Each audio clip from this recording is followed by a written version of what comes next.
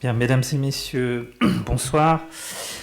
Donc avant de démarrer officiellement le conseil municipal, je voulais vous présenter une communication. Elle concerne l'arrivée, vous l'avez peut-être vu, de la Liane 1, donc ligne de bus de Mérignac-Beaudésert, oui, à Artigues-Blancherie. Donc cette ligne est arrivée mise en service depuis samedi 6 décembre.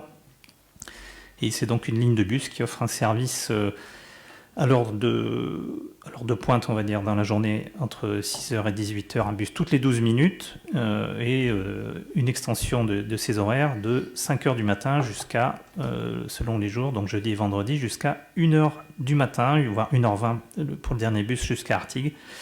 Et on arrive comme ça j'ai l'impression qu'il y a d'autres micros ouverts, on arrive comme ça, donc de Artigues-Blancherie jusqu'à l'Arena en une quinzaine de minutes, jusqu'à la gare Saint-Jean en 22 minutes et jusqu'à Mérignac en 32 minutes. Donc je vous invite à utiliser cette ligne pour vos déplacements. Donc c'est une ligne intéressante pour les Artiguaises et les Artiguais.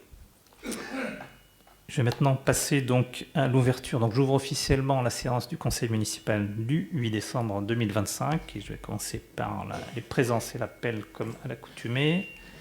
Il y a un écho dans les micros. Il n'y a pas d'autres micros allumés pourtant. Bon. Alors, Madame Lesbat, présente. Monsieur Lureau, présent. Madame Brochard, présent. Monsieur No, présent. Madame Vinter, présente. Monsieur Verdon est absent, il a eu un souci de dernière minute familial. Madame Gori, présente. Madame Abadi, présente.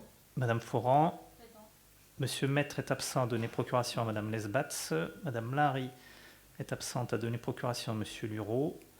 Monsieur Vidou, Jean-Philippe, sera peut-être obligé de nous quitter avant la fin du conseil, on verra. Madame Meurin est absente à donner procuration à Madame Goury. Madame Maury est absente. Monsieur de la Victoire. Madame Dauvilliers, Evelyne. Monsieur Dauvilliers, Claude. Monsieur Cholet. Madame Rigbosch, Monsieur André Lebègue, Monsieur Colombo, Madame Boniface est absente. Elle vous a donné une procuration? Oui, pardon, autant pour moi. Donc, a donné procuration à Monsieur Colombo, Madame Elfadi, Monsieur Aguerre, Madame Malada, Madame Tressard, Madame Belay et Monsieur Serre. Je vous remercie. Alors, je vous propose de nommer en secrétaire de séance, Monsieur Mathieu Cholet. Personne n'y voit d'inconvénient. Merci. Nous passons maintenant aux décisions du maire. Alors, il y avait 5 décisions, 3 décisions concernant des contrats de cession par National de Bordeaux, compagnie 22h22, compagnie Barbara Reyes. Le contrat de fourrière avec la SACPA pour 4 ans et le droit de préemption d'un local commercial, commerce Medline Alimentation. Et donc maintenant, je vais passer la parole à Madame Lesbatz pour une information au conseil municipal. Bonsoir à tous. J'ai été destinataire en tant que première adjointe d'une demande de protection fonctionnelle déposée par Monsieur le maire. Information que vous avez reçue avec les convocations à la présente réunion. Cette demande de protection porte sur des faits de diffamation par un tract distribué sur le marché ainsi qu'à de nombreux Artiguais dans leur boîte aux lettres par le syndicat Sud CT33, l'attaquant donc publiquement dans ses fonctions de maire de la commune. Conformément aux dispositions du Code général des collectivités territoriales, la protection fonctionnelle sollicitée est effective depuis le 2 décembre dernier. Et cette information est portée à l'ordre du jour de la présente séance du conseil municipal. Merci de votre attention. Je vous remercie. Nous passons donc maintenant aux délibérations. Alors, la première délibération, 2025-92. Donc, elle concerne, comme à l'accoutumée, l'approbation du procès-verbal de la séance précédente du Conseil du 3 novembre 2025. Est-ce que vous avez des remarques, des mentions? Non, je n'en vois pas. Eh bien, écoutez, nous passons au vote. Donc, qui est contre? Personne. Qui s'abstient? 6 voix. Qui est pour? Merci. Donc à la majorité, la délibération est adoptée.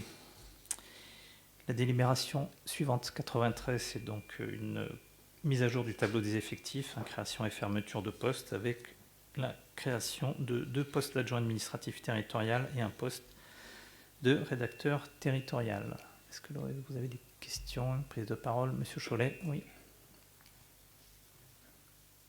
Merci, Monsieur le maire. Bonsoir à tous. Oui, j'ai effectivement une question. Habituellement, Monsieur le maire, on a un tableau qui détaille la répartition de l'effectif par service. Et là, il s'avère qu'il n'apparaît pas. Deuxième question, ça nous permet, nous également, d'avoir le nombre total d'agents sur la fin d'année. Est-ce qu'on ne l'a pas également? Et puis la troisième question, est-ce que vous avez des retours de la part du CGCT en ce qui concerne le BSU, bilan social unique de 2024? Je vous remercie. Alors, sur la dernière question, non, je n'ai pas de retour sur le RSU 2024. Sur le tableau des effectifs, on ne le met pas à chaque fois à jour, ce tableau. Il me semble qu'on n'a pas systématiquement. Je crois que ce n'était pas le cas la dernière fois non plus. Donc, on le met à jour une fois de temps en temps. On pourra demander au service de vous transmettre la mise à jour de ce tableau si vous voulez. Mais on est toujours autour des 140 agents environ. Sachant que parfois, on a des ouvertures et qu'on a des fermetures un peu plus tard en fonction de quand cela concerne des avancements. Y a-t-il d'autres questions? Non. Eh bien, écoutez, je vous propose de passer au vote. Donc, qui est contre? Personne. Qui s'abstient? 6 abstentions. Et qui est pour?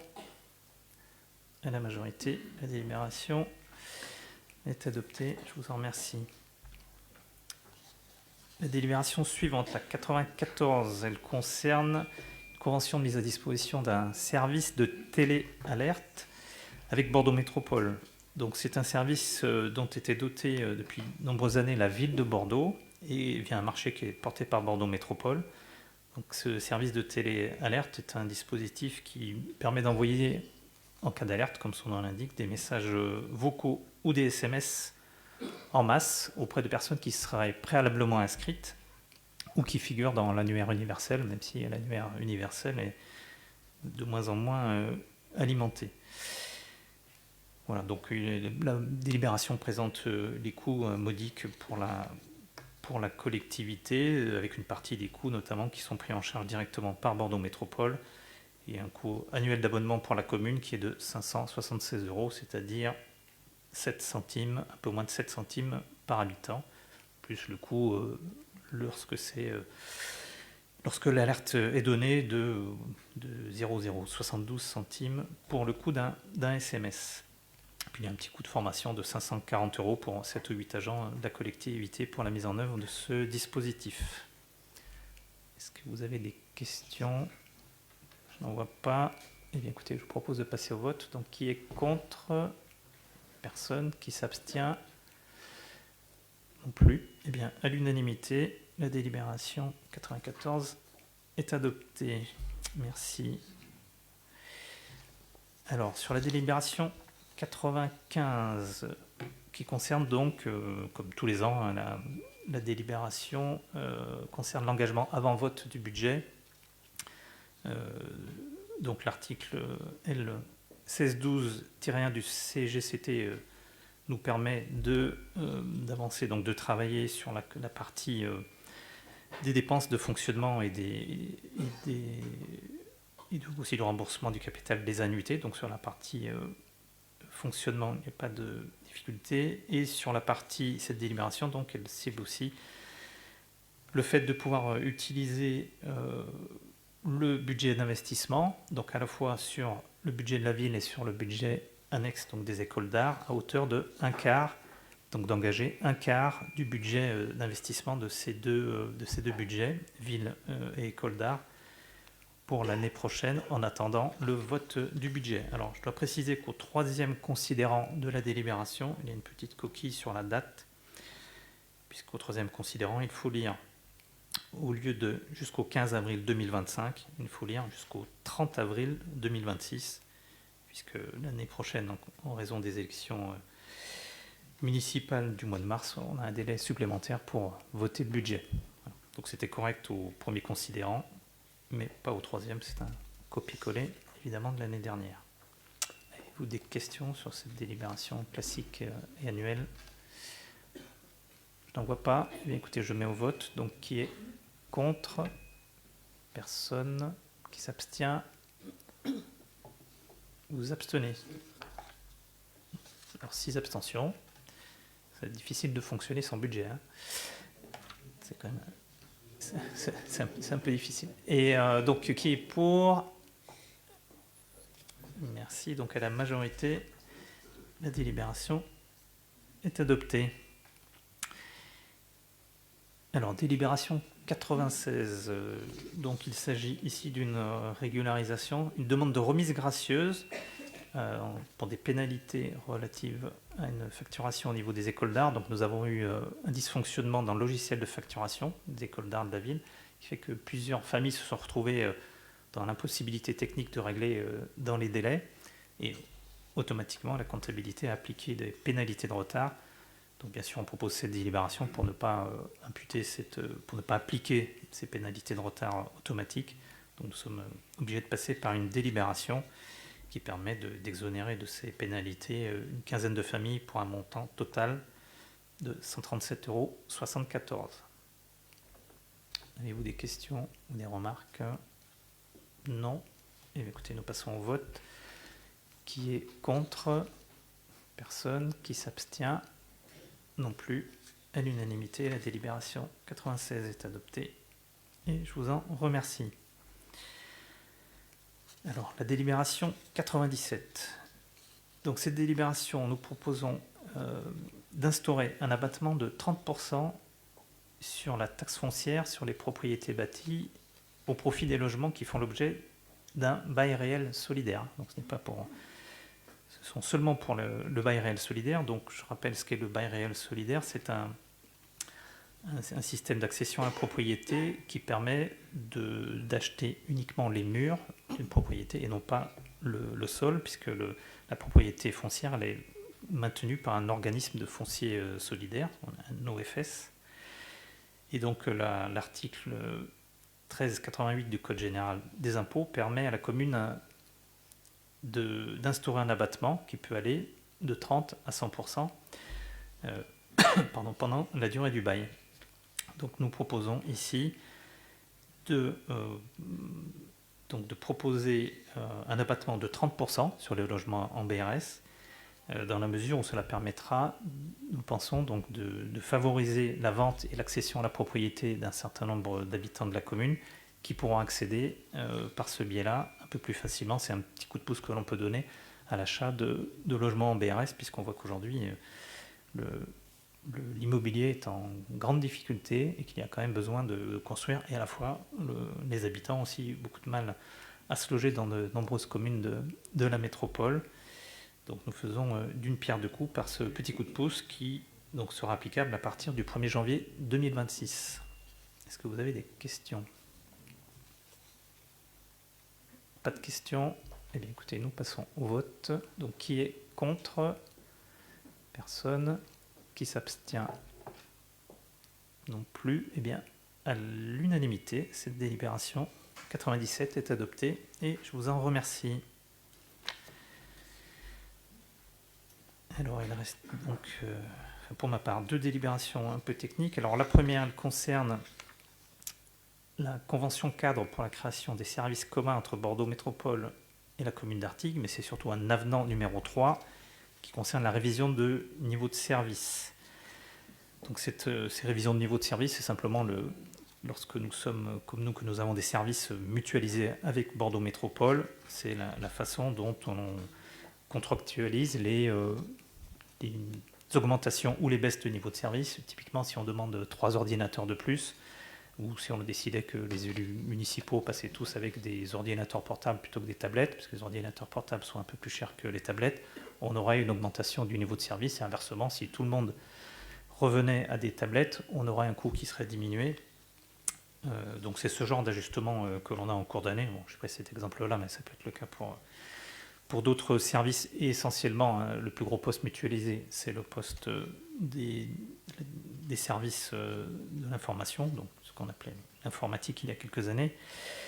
Et donc ce qui vous est proposé ici, c'est donc une hausse de l'attribution de compensation en fonctionnement de 8 516 € et une hausse de l'attribution de compensation en investissement de 3 640 €, donc à verser à Bordeaux Métropole. Est-ce que vous avez des questions sur cette délibération? Je n'en vois pas. Écoutez, je la mets au vote. Donc, qui est contre? Personne. Qui s'abstient? Non plus. Eh bien, à l'unanimité, la délibération 98 est adoptée.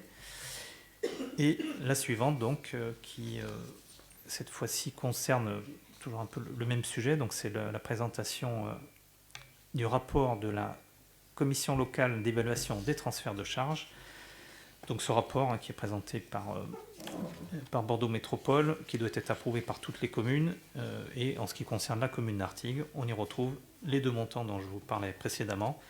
C'est-à-dire que l'attribution de compensation à verser à Bordeaux Métropole s'élèvera au total à 242 212 €, dont les 244 212 €, je n'ai pas dit le bon chiffre peut-être, merci monsieur No, 244 212 €, donc qui comprend les 3 640 € que l'on a voté juste avant, et donc en investissement, donc, et l'attribution de compensation en fonctionnement qui s'élève à 208 763 €, dont les 8 516 € que nous avons votés précédemment.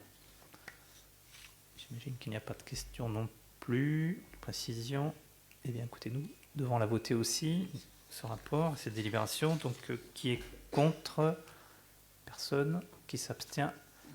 Non plus. Eh bien, à l'unanimité, la délibération 99 est adoptée. Je vous remercie. Je vais passer la parole à monsieur Lureau pour la délibération numéro 100. Bonsoir à tous. Donc, on va traiter les délibérations. Je vais vous expliquer les délibérations numéro 100 et numéro 101 qui en fait sont extrêmement liées. Pour mémoire, nous avions discuté de ces délibérations en commission pour le conseil précédent. Et puis un petit problème d'agenda avait empêché la signature des documents adéquats par les parties prenantes avant, donc je l'avais retiré au dernier moment. C'est pour ça qu'elle revient aujourd'hui dans ce cas-là. L'explication générale est la suivante. Lors du bornage d'une opération voisine aux propriétés de M. et Mme Piancaso, nous nous sommes rendus compte qu'une parcelle appartenant à la mairie avait été préemptée, puisque c'est un mot en cours, par les propriétaires privés, englobés dans leur terrain, clôturés. On ne pourrait évidemment pas laisser la chose en l'état.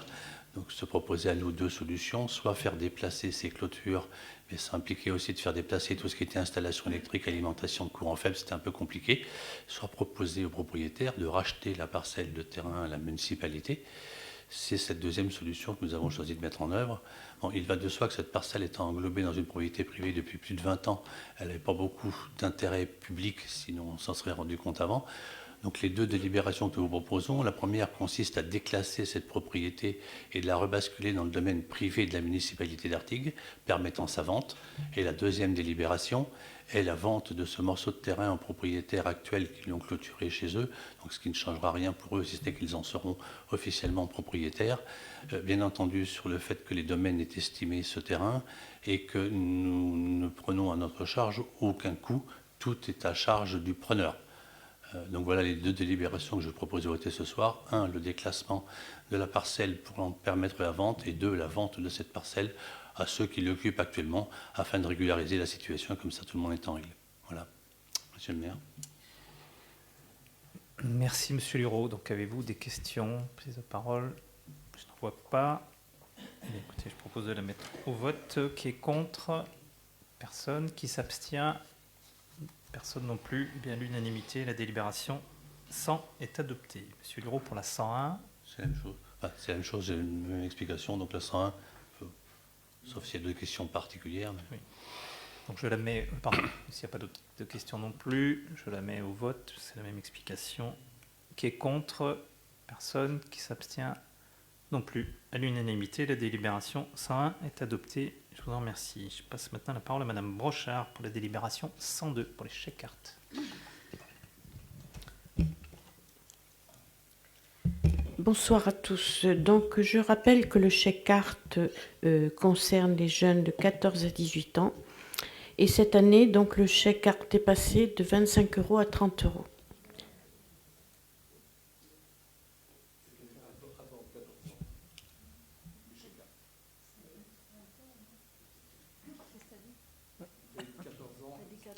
J'ai dit 14 ans, parce que peut-être que ceux qui sont présentés cette année, bon, alors 3 ans. Bon, ok. Bon, cette année, 14 associations ont déposé des coupons. Un seul versement est fait en décembre, ce qui va simplifier quand même le travail. En 2024, la ville a versé 5 200 € pour les chèques cartes. Et cette année, donc 368 chèques utilisés en 2025, plus que l'an dernier. Donc je ne vais pas vous développer tous les chèques cartes. Il y a des augmentations sur le tennis, héritage qui est du foot et le judo. Il y a une erreur qui concerne Artigym. Au lieu de 13 coupons, nous avons mis 2 coupons. Donc ça sera régularisé la prochaine fois. Sinon, le conseil municipal, donc si vous voulez des précisions sur les différents clubs qui ont déposé des chèques, je peux vous les donner. Sinon, le conseil municipal décide de charger monsieur le maire de prendre toutes les mesures nécessaires à l'exécution de la présente délibération. Est-ce qu'il y a des questions? Monsieur de Villiers, oui, je vous donne la parole. Oui, monsieur le maire, chers collègues, oui, un seul versement, ça nous donne une vision un peu générale du versement de ces chèques cartes aux associations. Et je m'aperçois avec satisfaction qu'il y a une association qui ressort, c'est l'association Héritage, qui regroupe le plus d'enfants. Voilà, donc pour moi c'est une satisfaction et je pense qu'à l'avenir, nous le prendrons en compte pour cette association. Voilà, c'est celle qui revient. Voilà, on a vraiment une vision générale sur le versement des chèques cartes. Et vous voyez que vous avez le tableau sous les yeux. Bien, nous sommes contents que vous soyez content, monsieur voilà, de Villiers. vous voyez, je vous le disais depuis pas mal de temps. Mais monsieur de Villiers, uniquement pour cette association en particulier, qu'est-ce qui Non, fait non, que mais- sur non, cette non, association mais- en particulier, vous avez une... Enfin, Expliquez-nous un peu pourquoi vous mettez en avant cette association en particulier plutôt. Parce que Héritage en a 80, tennis 72 et judo 65. 80, oui. Non, c'est pour vous dire que des associations artiguaises donc, qui rentraient dans ce système, il y en a une qui sortait du lot, c'était Héritage, voilà.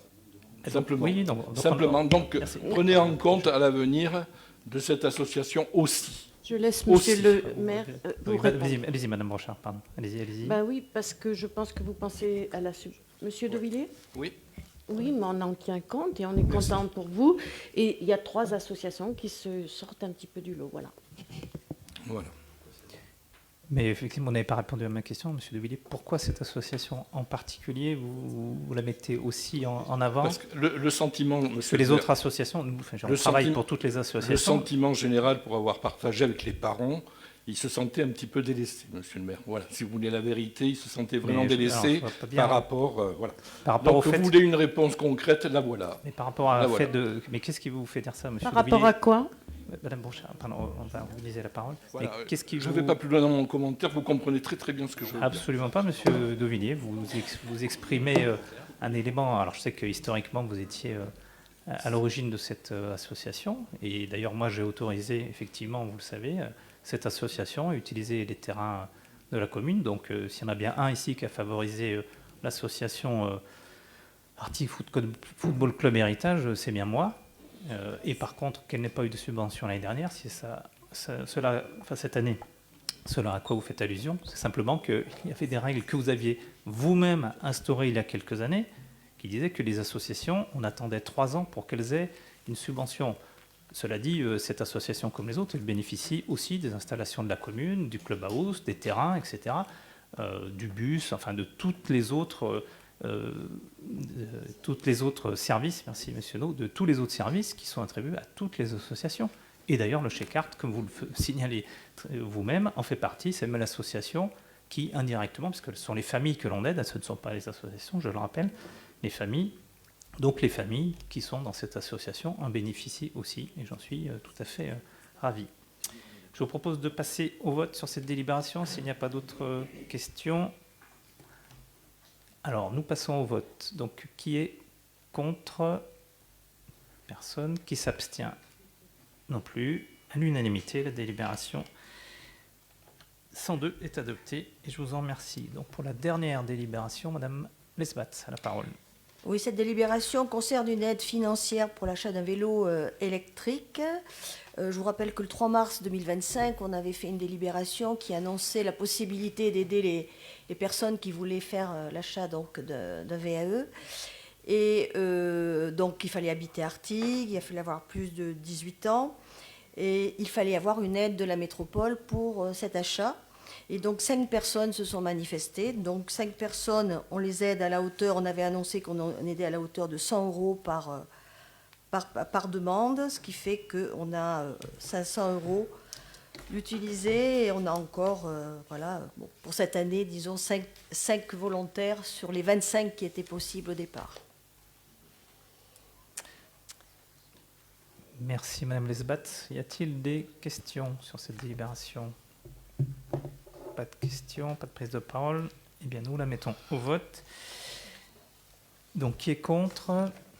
Personne. Qui s'abstient? Personne non plus. Eh bien, à l'unanimité, cette délibération, la dernière de l'année, est adoptée et je vous en remercie.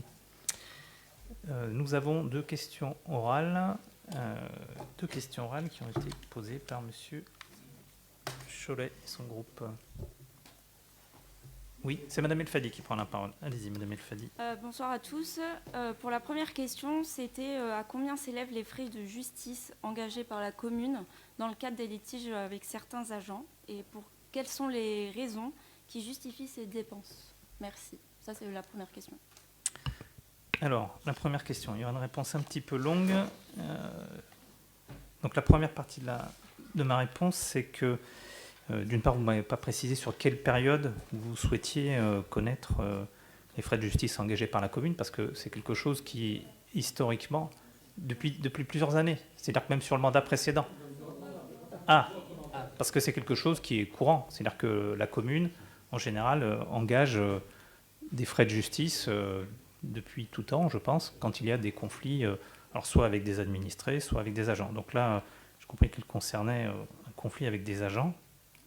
Donc la somme sur les 5 dernières années, parce que même si vous n'avez pas été très précis dans la question, je vais essayer d'être dans la réponse, c'est un montant donc de 3 000 €. Voilà.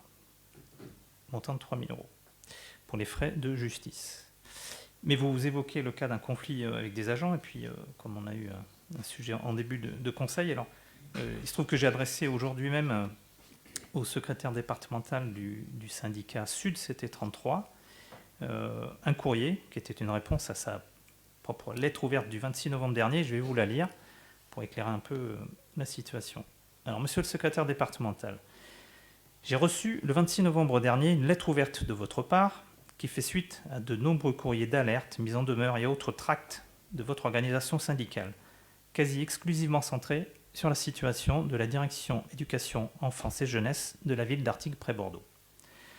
Vous m'y interrogez sur les conditions dans lesquelles un communiqué, signé des animateurs et animatrices de la commune d'Artigues, a été rédigé et diffusé. Ce communiqué m'a été remis en main propre par près d'une vingtaine d'agentes et agents travaillant à la DEJ, donc Direction Éducation Enfance Jeunesse, au cours d'une rencontre provoquée à leur initiative. Au cours de cet échange, certaines d'entre eux ont pu directement me faire part de la crainte et du sentiment de mal-être que les pratiques de votre organisation syndicale contribuent à faire naître chez elles et chez eux. Ils et elles m'ont informé avoir financé ces impressions sur leurs fonds propres. Avec la diffusion de ce communiqué, vous ne pouvez plus feindre d'ignorer la part de responsabilité que porte votre organisation syndicale dans le climat de mal-être au travail que subissent de nombreux agents de la collectivité au sein de la DEJ, mais aussi au-delà. Depuis le début de mon mandat, une de mes préoccupations majeures en tant que maire est de veiller à la qualité des conditions de travail de toutes et tous les agents de la collectivité, aussi bien des agents que défend votre organisation syndicale, que celles et ceux dont vous avez fait le choix d'ignorer la souffrance. Je vous ai par le passé écrit à plusieurs reprises pour vous répondre sur les actions que j'ai mises en œuvre pour tenter de mettre fin à un climat conflictuel tenace à la DEJ qui préexistait avant mon élection et qui a perduré en dépit de la succession de 3 directeurs et directrices différents à la DEJ. Comme vous le savez, depuis mon élection, j'ai engagé une première enquête administrative en 2021, une médiation menée sous l'égide du Centre de gestion de la Gironde en 2023, des diagnostics en matière de prévention des RPS en 2024 et 2025, des formations collectives au sein de la DEJ et aujourd'hui, une nouvelle enquête administrative. Aucune de ces initiatives n'a à ce jour trouvé grâce aux yeux de votre organisation, ce qui me fait douter de la nature même de ce qui motive la persistance et l'intensité des attaques que vous avez inlassablement portées contre moi depuis 2022.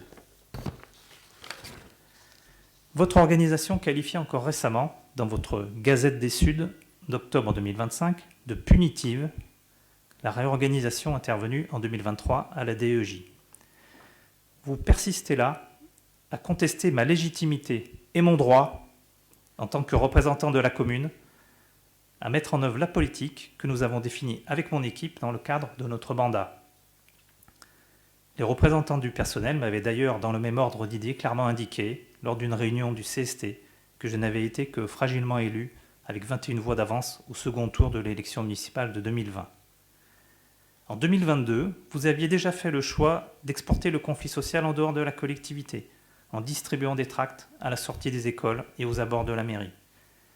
De façon plus agressive et déstabilisante, à tout juste 4 mois du premier tour des élections municipales, vous avez organisé la distribution, le samedi 15 novembre, d'un tract que je considère comme diffamatoire à mon encontre, sur le marché de la ville et dans de nombreuses boîtes aux lettres des habitants de la commune. Une nouvelle lettre a été distribuée dans les boîtes aux lettres par des représentants du personnel le 27 novembre 2025, jour où un élu d'opposition distribuait, lui aussi, sa lettre de candidature aux prochaines élections municipales. Une telle concomitance dans la distribution de ces publications crée bien évidemment une confusion dans l'esprit des administrés de notre ville, dans la perspective du scrutin municipal de mars prochain. L'action que vous menez aujourd'hui n'est plus, comme vous l'écrivez dans votre dernière lettre, celle de défendre les agents, leurs droits, leur santé et le service public. Il n'est plus question ici de défendre les agents, agentes dont certains et certaines m'ont témoigné souffrir d'un climat de crainte que votre organisation a contribué à instaurer au fil des ans dans la collectivité. Il n'est plus question non plus de défendre un service public de l'enfance et de la jeunesse qui contribue à être correctement rendu et apprécié par les familles au quotidien, en dépit des difficultés que les équipes rencontrent dans le climat actuel. L'ensemble des éléments précités m'amène à me questionner sur vos intentions réelles à quelques mois du scrutin municipal. Je vous réaffirme néanmoins ma volonté de permettre à chaque agent de la collectivité de bénéficier d'un climat de travail motivant et apaisé, quels que soient ses choix en matière d'engagement syndical, dont je persiste à affirmer l'importance pour le dialogue social dans la collectivité. Ma porte reste toujours ouverte et je vous invite une nouvelle fois à venir en mairie échanger sincèrement et honnêtement de ces difficultés, dans l'intérêt du service public et des agents de la collectivité. Veuillez agréer, Monsieur le secrétaire départemental, l'expression de mes respectueuses salutations. Voilà pour la réponse à cette première question. Je vous en prie, Monsieur Chollet. Vous me permettez, s'il vous plaît? Merci. Je veux être clair sur un fait. La manière dont nous organisons et nous tractons, il y a un rétro-planning qui est fait, où nous sommes organisés. C'est par un pur hasard qu'il y a eu cette distribution du syndicat Sud sur le marché auquel aucun d'entre nous, ni aucun de nos colistiers n'a participé, je tiens à le préciser. Et par ailleurs, on met à peu près, aujourd'hui, on met 3-4 jours à faire l'ensemble de la commune, à tracter. C'est vraiment le pur hasard. Moi, je les ai croisés sur Fedo. Après, ils font ce qu'ils veulent, ils sont grands. Il n'y a aucun lien, je voudrais bien que tout le monde entende, qu'il n'y a aucun lien entre notre façon de faire et la façon dont travaille Sud. On reçoit, comme tous les élus autour de cette table, l'ensemble des tracts distribués par Sud et qui arrivent directement dans nos boîtes à lettres, mail. Donc, nous, on n'a aucune responsabilité en la matière. J'en suis navré, effectivement, vous prenez une protection fonctionnelle, je suis premier à dénoncer et je compatis à votre situation, qui n'est pas agréable du tout. Après, bon, ça, je dirais que ne voyez pas de manigance. Il n'y a aucune manigance dans cette façon de procéder. Sud est d'un côté et nous, on est de l'autre. Et nous, on a planifié, on a encore des choses à tracter. Et on est en campagne. Vous ne pouvez pas nous reprocher de tracter. Et le hasard fait que ça soit fait en même temps que ce qu'a fait Monsieur Sud. Cholet, alors vous m'avez mal compris. C'est un courrier que j'adresse au secrétaire départemental du syndicat. J'ai entendu quelque chose qui me... Oui, mais je lui dis qu'une concomitance crée de la confusion. Et c'est On est exactement d'accord. ce que vous dites aussi. Oui. Voilà. Donc je m'adresse au secrétaire départemental et je lui dis que s'il ne veut pas interférer dans les élections municipales, il ne devrait pas distribuer des tracts dans toute la commune à 4 mois des élections municipales. Voilà. Maintenant, il prend ses responsabilités. Oui. Je me fais le relais des collègues. Et quand il diffuse des tracts diffamatoires... Monsieur le maire, je voulais juste... Enfin, si vous me permettez, pardon, excusez-moi, je vous coupe. Nous voulons nous, on veut une campagne propre. Vous voyez, c'est clair. Donc, on a eu à plusieurs reprises, on a échangé, vous et moi, ainsi qu'avec vos adjoints. On veut une campagne municipale propre. Ce qui se passe en ce moment... Alors après, je pèse mes mots, c'est pas forcément bon, c'est pas forcément sain. On est dans une campagne électorale et nous la voulons propre, que personne ne soit éclaboussé par tout ce qui se passe. J'aimerais bien que tout le monde l'entende et j'espère que ça a été entendu. Je vous remercie, monsieur le maire, d'avoir donné la possibilité de répondre. Je vous en prie. Y a-t-il... Donc, on passe à la question orale suivante. Je vous écoute, c'est monsieur... Oui, pardon, monsieur. Oui. Bonsoir, merci, monsieur le maire. En fait, c'est une question qui est en marge du dernier conseil métropolitain de vendredi dernier, à savoir si vous pouvez nous présenter le projet de Bordeaux Métropole qui prévoit de confier donc à la foncière Habitat et Humanisme la réhabilitation du château du domaine de Saint-Leu en vue d'y aménager 8 logements sociaux. Voilà, ça a été évoqué vendredi au conseil métropolitain. Donc, on aimerait bien être informé ainsi que tous les Artiguais. Merci. Oui, vous m'avez posé la question jeudi, donc j'imagine que vous avez eu l'information par un autre biais, j'imagine, avant donc la présentation, sachant qu'il n'y a pas eu de présentation non plus au Conseil de Bordeaux Métropole, c'était une délibération regroupée, mais vous avez certainement vos sources et sur lesquelles vous n'en faites d'ailleurs pas de mystère. Alors, donc c'est un projet de 6 à 8 logements, ce que dit la délibération, sous forme d'un bail à réhabilitation. Et donc, à l'issue du bail à réhabilitation, le bâtiment, donc cette demeure, donc, sera rendu en bon état à Bordeaux Métropole. Je vous lis une partie de la délibération. Donc, l'objectif du projet global est de favoriser des liens privilégiés entre les acteurs occupant le site de Saint-Leu, puisqu'il y en a d'autres, et cela en partenariat avec le CCAS de la ville, pour impulser des parcours de formation en agro-environnement, notamment auprès d'un public jeune en voie de réinsertion socio-professionnelle. Donc pour moi, l'aspect patrimonial va donc être sauvegardé, puisque c'était un peu vous parliez d'une demeure de prestige dans votre question, même si vous ne l'avez pas dit à l'oral. Comme je l'avais souhaité, comme nous l'avions souhaité,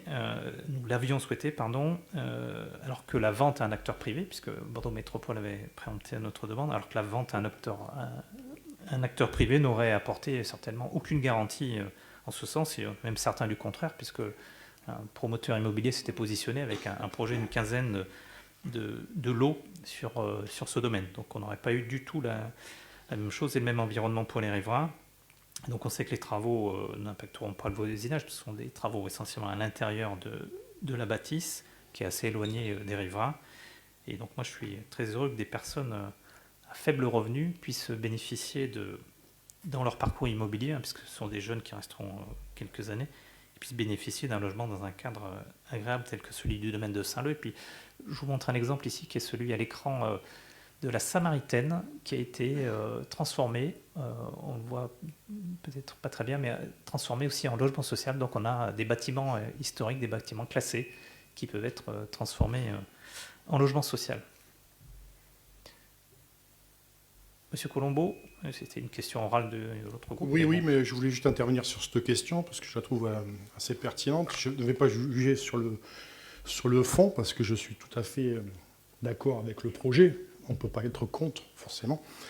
Mais c'est quand même toujours dommage d'apprendre ça par Bordeaux Métropole et de ne pas en avoir parlé d'abord en conseil municipal, aux Artiguais en premier. C'est toujours dommage. Je pense qu'on a fait les choses encore à l'envers, mais on peut être que pour. Mais franchement, ça aurait été bien quand même d'en parler d'abord en conseil municipal avant qu'on le découvre dans le conseil métropolitain. Monsieur Colombo, on n'expose pas en conseil municipal tous les programmes d'urbanisme de la commune quand même. On parle de 6 logements, 6 logements. C'est un projet Bordeaux Métropole avec le CCAS, excusez-moi. Enfin, avec le CCS, parce qu'effectivement, avec le CCS, parce que comme c'est du logement social, on va oui, essayer d'y mettre un maximum C'est d'articles. un projet. Enfin, ce que je retiens, c'est que vous êtes pour. Et donc, Oui, je suis pour, mais encore une fois, vous êtes heureux. La communication, bien que monsieur le maire, monsieur, la c'est le communication. dernier mot de l'année, donc on aurait aimé rester sur un contexte un peu plus agréable. Bon. Monsieur André. Alors, juste une remarque pour ma part, je ne vais pas m'excuser de m'intéresser à la vie de la commune, hein, c'est tout. Voilà. Pourquoi vous dites ça, monsieur? D'où viennent les sources? On peut recevoir le conseil métropolitain en tant qu'artigué, voilà, en tant qu'élu, surtout. Donc je ne vais pas m'excuser à m'intéresser à la vie de la commune. Non, ce n'était pas ce que je voulais dire. Je voulais dire que certainement que vous étiez en communication avec des groupes d'élus de Bordeaux Métropole et que voilà, monsieur Dauvilliers n'a pas caché du coup son engagement auprès d'un groupe de la métropole et il n'y a pas de difficulté pour moi. Voilà. Oui, quand on est politique, on peut être aussi en accord avec des groupes politiques malgré tout. Bien, mesdames et messieurs, le conseil municipal est terminé et je vous souhaite donc de très belles fêtes de fin d'année. C'est le dernier conseil de l'année. On aura probablement un autre conseil avant la fin du mandat. Donc, belle fête de fin d'année à toutes et à tous. Je vous remercie.